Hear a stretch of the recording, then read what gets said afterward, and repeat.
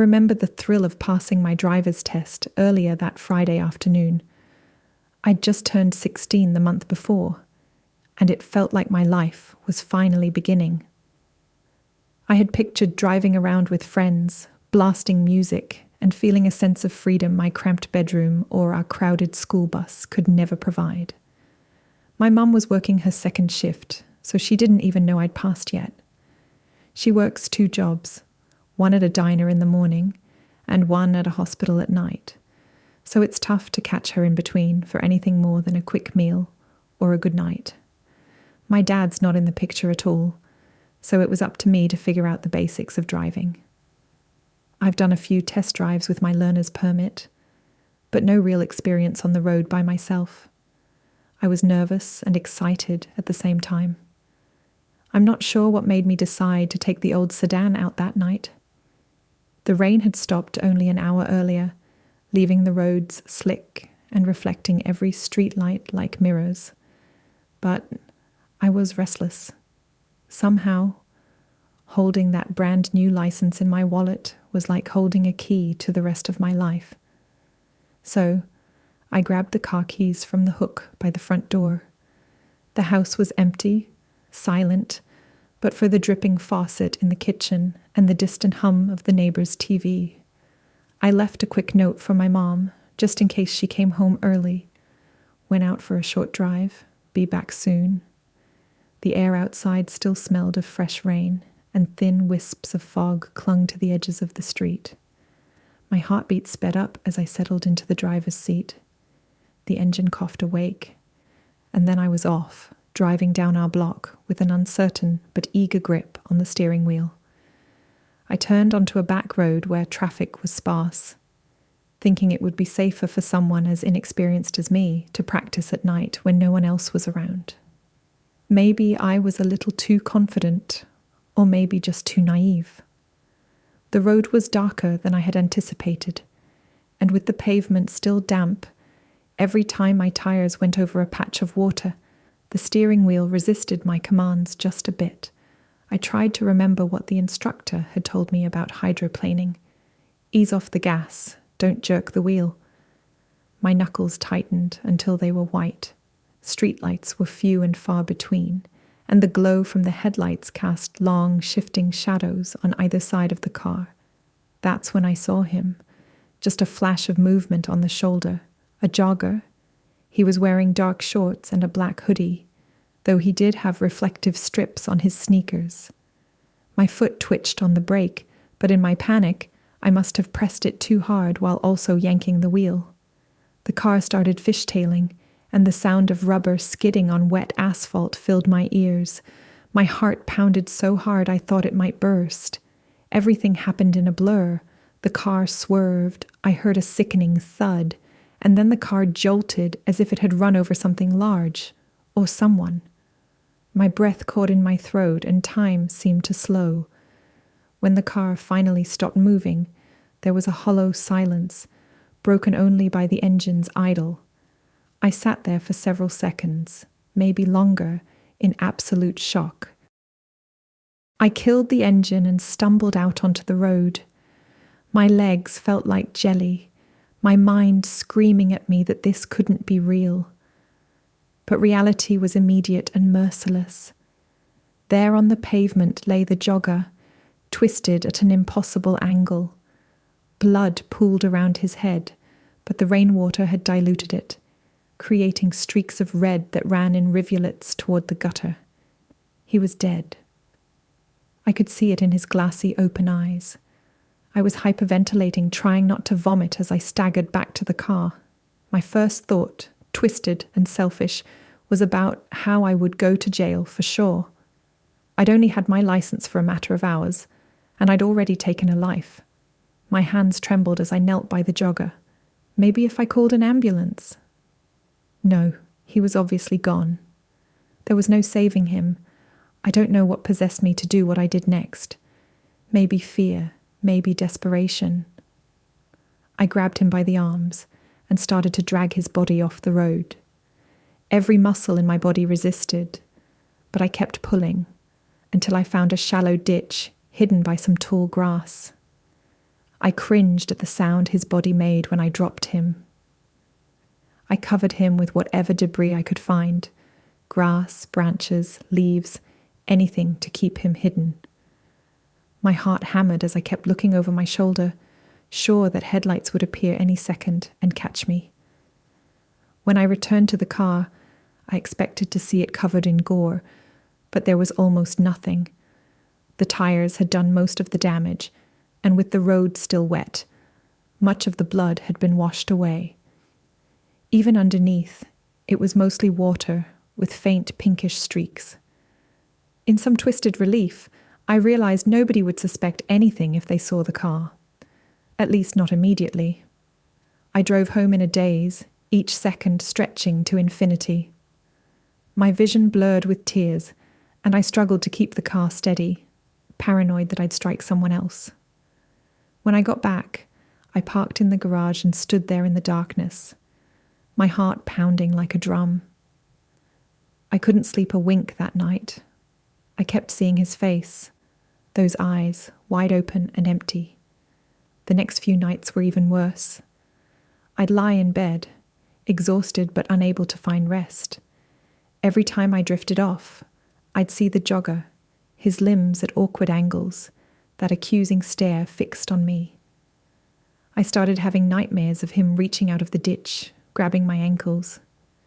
Soon, it wasn't just at night. I'd see flickers of movement in the hallway or catch a glimpse of someone standing in my peripheral vision. But when I turned, no one was there. A week passed like that. I stopped driving altogether because the idea of getting behind the wheel made me nauseous. Then, on a bleak Thursday morning, I saw a small article in the local newspaper. Jogger found dead on back road, police investigating. They didn't have any suspects yet. That's when the visions got worse. I began to see him fully, an apparition in my bedroom mirror, or standing by my bed at night. His face was pale, streaked with ghostly blood. I heard whispers in the darkness, my name repeated over and over again. I couldn't live with the guilt anymore. Each day felt like suffocating under a wet blanket of terror. Finally, I decided to turn myself in. Maybe I'd go to jail, but anything had to be better than being haunted like this. So, I got in the car, I hadn't driven it since that night, and started toward the police station.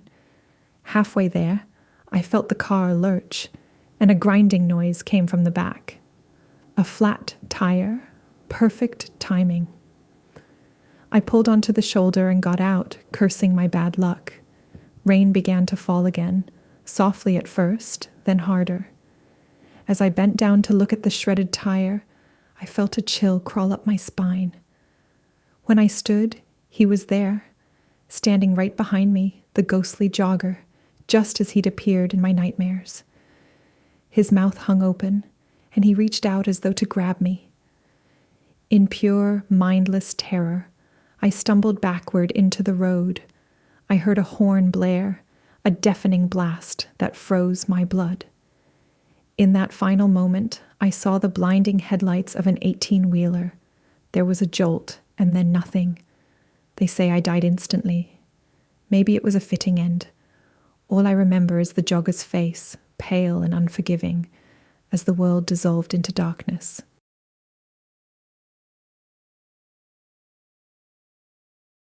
I still remember the scorching sun beating down on the dusty highway that day in northern Mexico.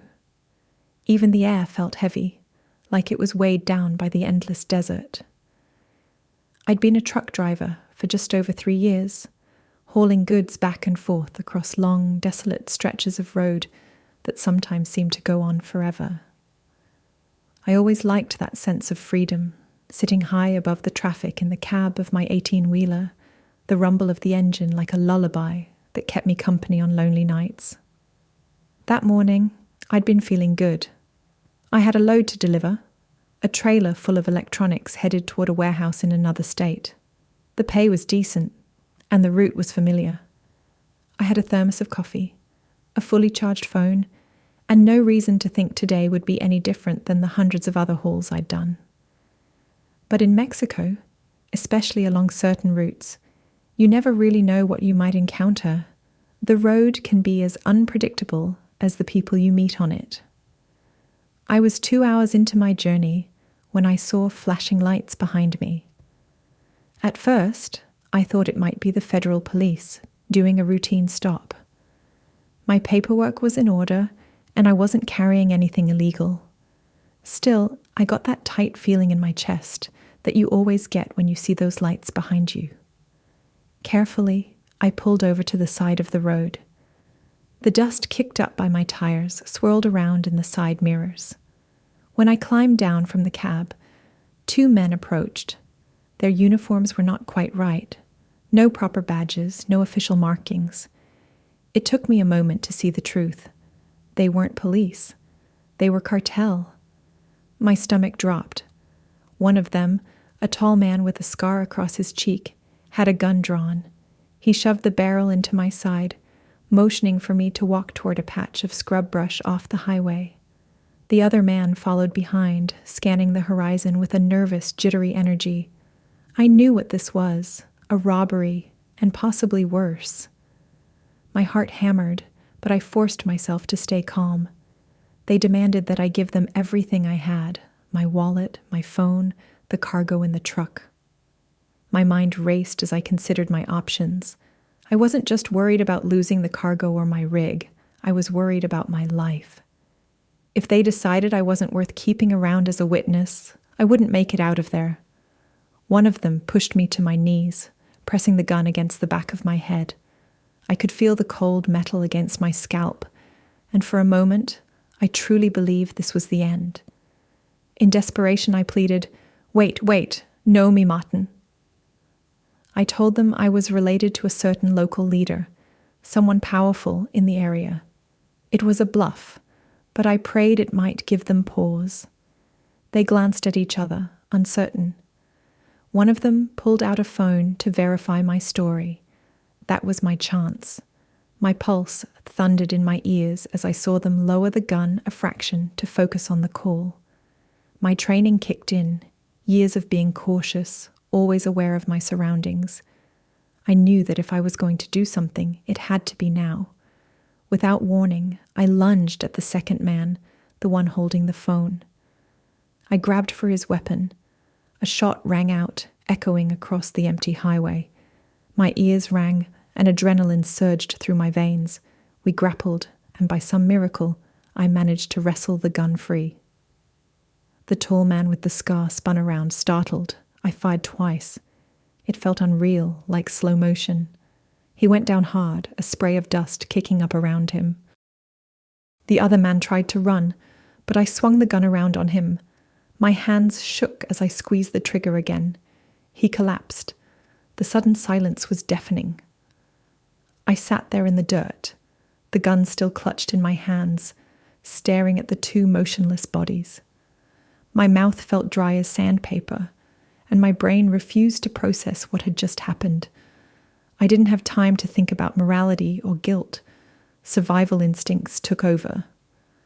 Quickly I wiped my prints from the gun's handle and tossed it near the men. Then, I wiped down anything I might have touched. I checked my rig. No bullet holes that I could see, but I didn't care about the cargo anymore. I just needed to get as far away as possible, as fast as I could. Leaving the trailer behind, I climbed back into the cab. My hands were trembling so badly I could hardly start the engine. The sound of it roaring to life made me jump, as if it were a threat instead of a comfort. My mind spun with questions. Should I call someone? Should I tell the police? But I knew the cartel's reach. If I reported this, they might find me, or my family. I pulled back onto the road, pushing the rig faster than I ever had before. My heart pounded in my chest, every muscle tense. My entire body felt like a live wire, sparking with fear and adrenaline. I drove for hours, crossing state lines until I was well beyond the territory I knew was under that particular cartel's control. I kept an eye on my mirrors, half expecting to see a caravan of trucks barreling after me. Night fell, and the desert swallowed up the last of the sunlight. I found a small roadside motel, paying cash and using a fake name. My mind reeled from what I had done.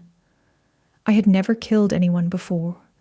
Yet, in that desperate moment, it was kill or be killed. I didn't sleep that night.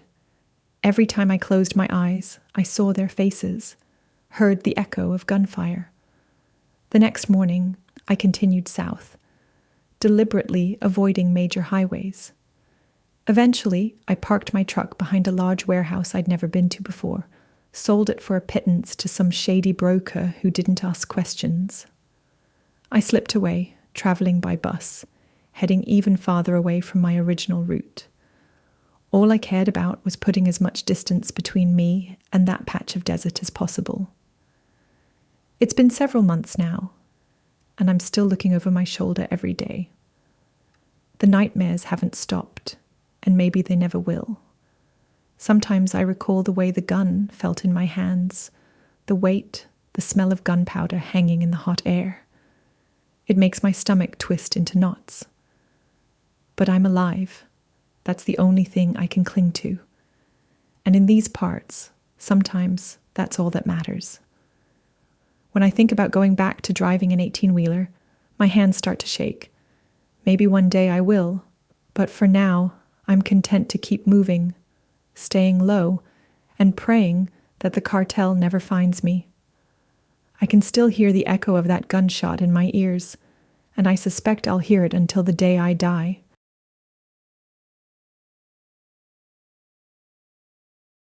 I was so tired my eyes felt like they had sand in them.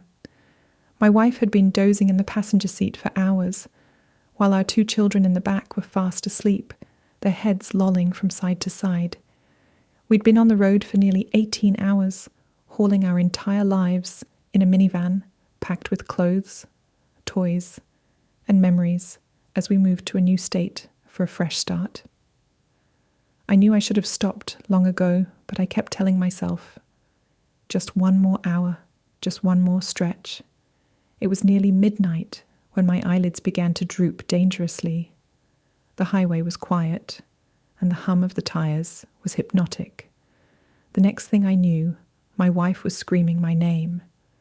I jolted awake and wrenched the steering wheel to the right, narrowly missing another car in the next lane. My heart pounded like a jackhammer as I corrected the van. I could see the taillights of the other car swerving, probably in shock at how close I'd come to hitting them. I felt horrible. I'd almost caused a serious accident. My wife was pale, her hand over her chest. I mouthed, "I'm sorry, I'm so sorry." I flashed my hazards, trying to signal to the other driver that I wanted to pull over and talk, to apologize properly. He seemed hesitant at first, but eventually he slowed down and signaled that he'd follow me. We pulled into a nearby truck stop, the fluorescent lights casting long shadows across the concrete parking lot. My heart still hammered in my chest, and I could feel the adrenaline buzzing through my veins. My wife looked at me with a mixture of relief and worry. The kids were stirring now, rubbing their eyes, confused by the sudden stop. I got out and approached the other driver, a tall, wiry man with a fixed, intense gaze. His car was older, a bit beat up, with tinted windows I couldn't see through. I felt guilty as I began apologizing. "I'm really sorry. I've been on the road too long. I should have stopped earlier. I didn't mean to scare you or almost cause a wreck." He stared at me for a moment, then forced a smile that didn't quite reach his eyes. "It's all right. I get it. Long drive, you're tired. Just be careful out there, especially with your kids." He nodded toward the minivan, and I realized he was looking at my children, who were peering out the window, still half asleep. Something about the way he stared unsettled me. I tried to ease the tension by offering to pay for his gas, or maybe buy him a meal inside the truck stop's diner.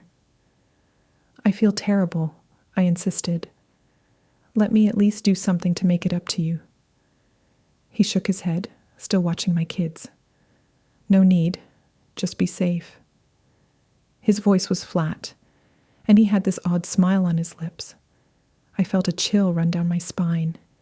He got back into his car, muttered something I couldn't make out, and then drove off. Relieved, I climbed back into the van.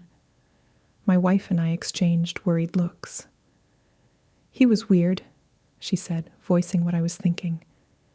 "Can we just find a motel and get some rest?" I nodded vigorously.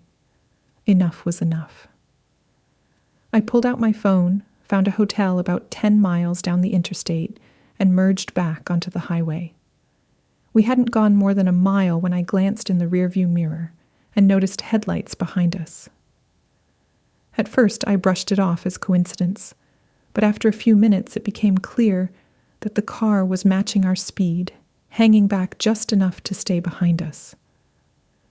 My throat tightened. "Is that the same car?" my wife whispered. I squinted, trying to confirm. Sure enough, it looked like the same older model with tinted windows. My stomach dropped. My pulse picked up. I tried changing lanes, but the car changed lanes too. I slowed down. So did he. My wife gripped my arm. "What do we do?" Suddenly, another car appeared from an on-ramp, and it positioned itself on my other side, boxing me in. Panic surged through me. I realized with cold horror what might be happening. They're trying to corner us. The next few seconds felt like a wild scramble. The car on my left edged closer, forcing me to slow down. The car with the tinted windows was directly behind, tailgating in a way that made it impossible to brake without risking a collision. I thought of my children in the back seat and felt a surge of protective anger.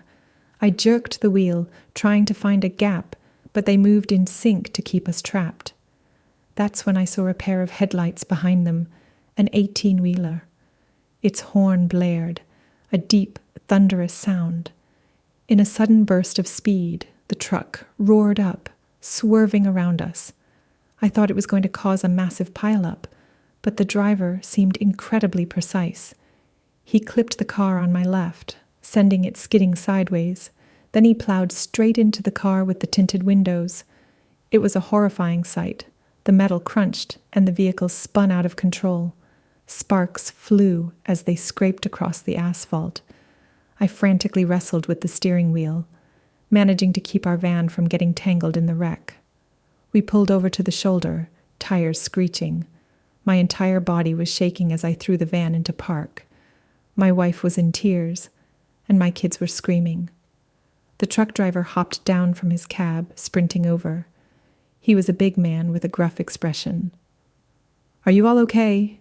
he shouted above the sound of grinding metal and hissing steam. I nodded, words failing me. The driver explained he'd been at the truck stop too. He'd noticed how the man I nearly hit was acting strange, always glancing at my kids, and heard him making a suspicious phone call about the family with the van. The trucker had a gut feeling something bad was about to happen, so he followed. "I saw him boxing you in," he said, his voice trembling with anger.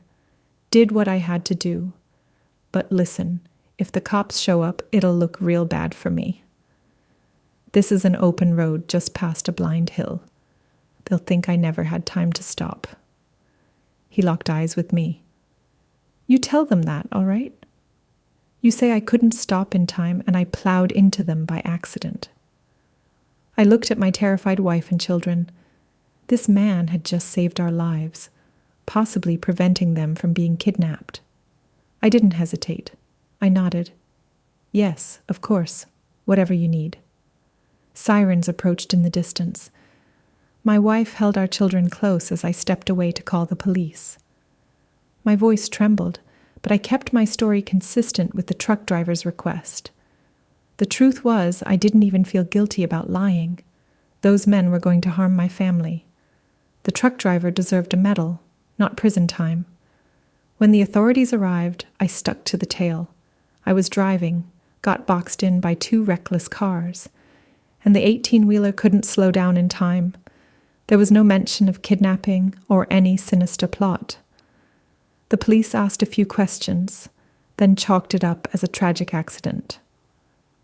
At the end of the night, after giving our statements, The truck driver gave me a small nod, an unspoken thanks and farewell.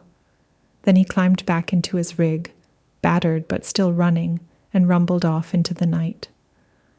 As for me and my family, we finally made it to that hotel.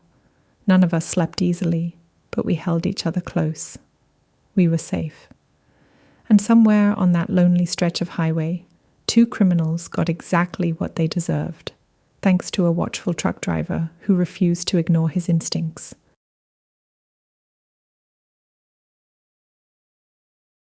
Ever since I was old enough to drive, I'd preferred buying used cars. There's something about hunting for a good deal, sifting through online classifieds, and then finally driving off in a vehicle that feels like it has a history. Maybe it's the mystery of it. But the day I bought that old sedan from Dan Johnson's Craigslist ad, I realized some mysteries are better left undiscovered. I met Dan in a supermarket parking lot, an arrangement I usually prefer for safety. He was a lanky guy with a forced smile that didn't quite meet his eyes. The car looked clean enough, dark blue, a bit worn, but nothing glaringly wrong. He seemed eager to sell, dropping the price without much haggling. That should have been a red flag, but I was thrilled to get a good deal. I handed over the cash, signed the paperwork, and drove home feeling like I'd just scored a bargain. That first night, I decided to take the car for a spin around the neighborhood. The engine purred smoothly, and the tires gripped the road well enough. I was already congratulating myself on what a great find it was when, out of nowhere, I felt this icy chill. Instinctively, I glanced in the rearview mirror, half expecting to see a car behind me, but instead, I saw something else. A woman sitting in the back seat. She was there for barely a second, but it was enough to see that her throat was slit open, gaping like a dark, wet wound. My blood turned to ice. I swerved, nearly clipping a parked car. When I looked again, she was gone. My heart hammered, my palms slick with sweat on the steering wheel. What the hell was that? I asked myself. I pulled over, breathing heavily, checking the back seat with my phone's flashlight. There was no one. I tried to laugh it off. Maybe I was just tired, or my mind was playing tricks on me. Ghosts don't exist, right?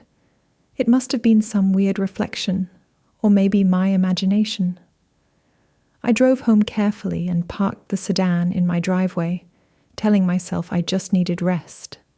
The next day, everything was normal. I took the car to the grocery store, the bank, and nothing happened. No weird chills, no apparitions. My rational brain took over, reassuring me that last night was just a fluke, a product of exhaustion and the darkness messing with my eyes. By evening, I'd nearly forgotten the incident. But that night, everything changed. I was driving home from a late dinner with a friend, the sky moonless and starless. The streetlights cast long, menacing shadows across the road. As I turned onto my block, I felt that same chill again, like someone had opened a freezer door behind me. My heart thudded. Against my better judgment, I glanced in the rearview mirror. She was there, clearer this time. A pale-faced woman in a tattered shirt, her throat a gory mess. Blood stained her collar, and her eyes seemed to bore into mine, wide and unblinking. My hands jerked on the wheel in terror. The car veered off the road, ploughing into a tree with a bone-jarring thud. My head whipped forward, slamming into the airbag. Pain shot through my neck and shoulders, but I was conscious. The engine hissed, steam rising from the crumpled hood. In the haze of pain and adrenaline, I heard her voice. It was faint and rasping, like the last breath of a dying person. I couldn't make out the first part, but then it became clear. Dan Johnson killed me. It was so distinct, so certain, that I forgot to be afraid for a split second. I just stared into the mirror, my mind spinning. This ghost was telling me that the man who sold me the car was a murderer? My heart hammered as I fumbled for my phone to call for a tow truck, maybe an ambulance if I needed it. By the time I got home, the adrenaline had worn off, replaced by a crawling sense of dread. I remembered Dan's uneasy smile, the way he kept wiping his hands on his pants as we signed the paperwork. My thoughts raced. Could it be true? Is there a dead woman's ghost tied to this car? I had a friend in the local police department, Officer Morales. We'd known each other since high school. The next morning I called him. I tried to keep my voice steady, but I was sure he could hear the shakiness. I started off by explaining how I bought the used sedan, how it seemed like a great deal, and then I hesitated. He's going to think I'm crazy. But I plowed ahead anyway, telling him everything, down to the chilling words, "Dan Johnson killed me." To my surprise, Morales didn't hang up or laugh. He told me to bring the car in for a quick look over.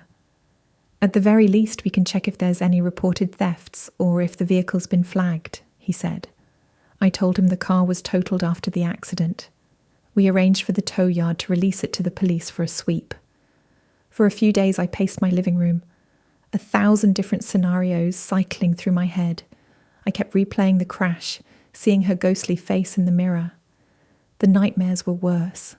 Every time I closed my eyes, there she was, blood drenching her shirt, whispering that same sentence over and over. Then Morales called me back, sounding more serious than I'd ever heard him. "We found something," he said, voice hushed. My stomach did a somersault. We recovered traces of blood in the back seat, along with some fibers that match a missing person's case from a few months ago. The missing woman's name was Linda Moore. My mind reeled as he explained further. They cross-referenced some leads and discovered Linda Moore had vanished without a trace. She was last seen in the company of none other than Dan Johnson, a former co-worker of hers. The car itself hadn't been properly registered to him, which is why it didn't come up under his name in the initial checks. But now, with the physical evidence, the police had enough to bring him in for questioning. A few days later, news broke that Dan Johnson had been arrested. The police found more evidence in his home: torn clothing, a weapon that matched the injuries on Linda Moore's body, and suspicious stains on the garage floor.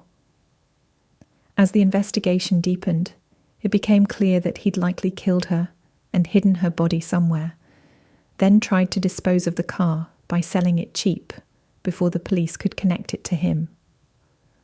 Although the ordeal was terrifying, a part of me felt an odd sense of relief that Linda's ghost had told me the truth.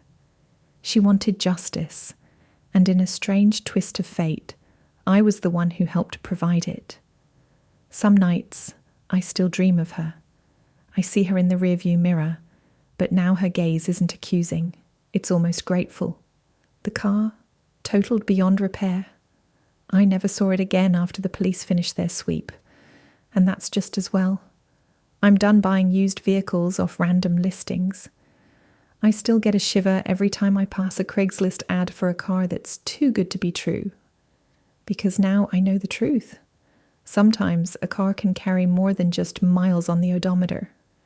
It can carry secrets and restless spirits long after the last owner is gone.